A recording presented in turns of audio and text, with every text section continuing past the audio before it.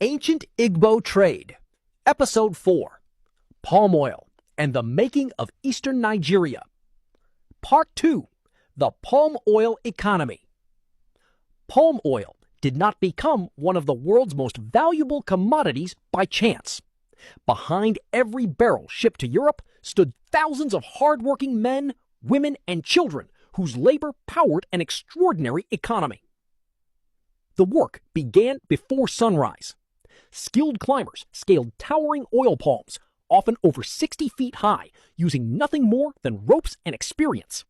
With a few precise cuts, heavy bunches of ripe fruit crashed to the forest floor. Then another team took over.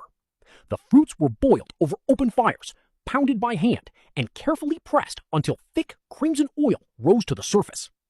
Every stage demanded patience, strength, and skill. Nothing was wasted. The kernels became valuable products of their own. Palm fibers fueled cooking fires, while shells and fronds found new purpose in everyday life. What appeared to be a simple forest harvest was, in reality, a sophisticated value chain, one that transformed nature into wealth. Across eastern Nigeria, entire communities built their livelihoods around this remarkable tree. Palm oil wasn't merely an export. It was the engine of an economy.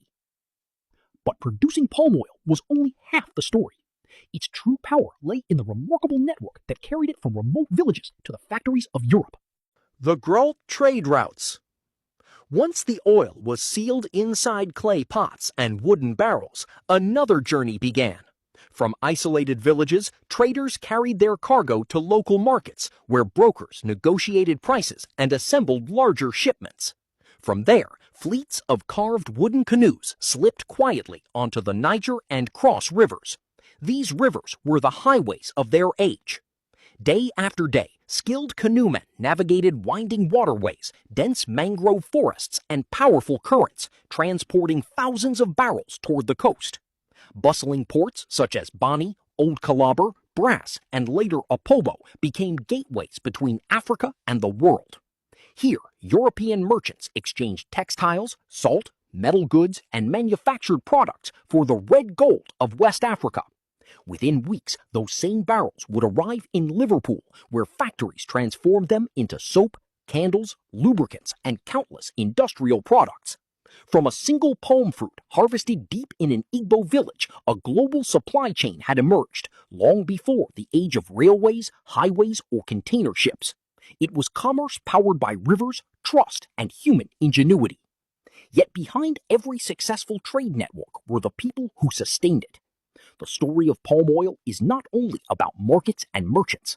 It is also about families, communities, and the men and women whose lives revolved around this thriving industry. Social dynamics, the people behind the trade. Palm oil shaped far more than the economy. It reshaped society itself. Every member of the community had a role. Men climbed the palms and transported heavy loads across difficult terrain. Women transformed harvested fruit into valuable oil through knowledge passed from one generation to another. They dominated local markets, negotiated prices, managed credit, and ensured that trade continued from one market day to the next. Children learned by watching their parents, gradually becoming part of an economic system that rewarded cooperation and experience. Prosperity changed communities. Successful merchants built larger homes. Markets expanded. Craftsmen found new customers. Festivals became grander. Education spread as families invested their earnings in new opportunities. Palm oil created wealth, but it also created influence. The communities that controlled production and trade became increasingly important in regional politics, attracting merchants from across West Africa and, eventually, the growing attention of European powers. The forests of eastern Nigeria had become more than a source of palm oil. They had become the foundation of one of Africa's greatest commercial civilizations.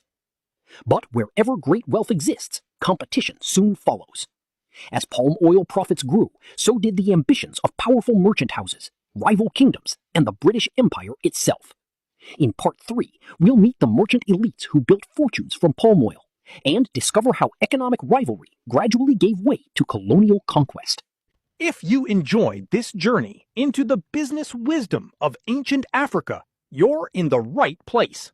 Here on Ovenjan Bina Iskit, Market Intelligence, we uncover the forgotten trade networks, business systems, market strategies, and entrepreneurial lessons that shaped our continent long before the modern world.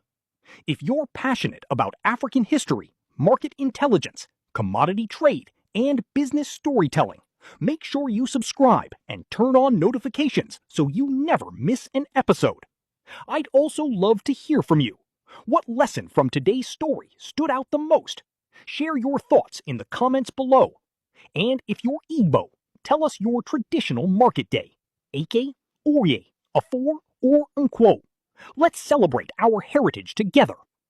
For in-depth market research, business insights, and articles, visit www.ovenjanbinaiskit.com. Until next time, remember this: great civilizations were built on trust. Great businesses are built the same way.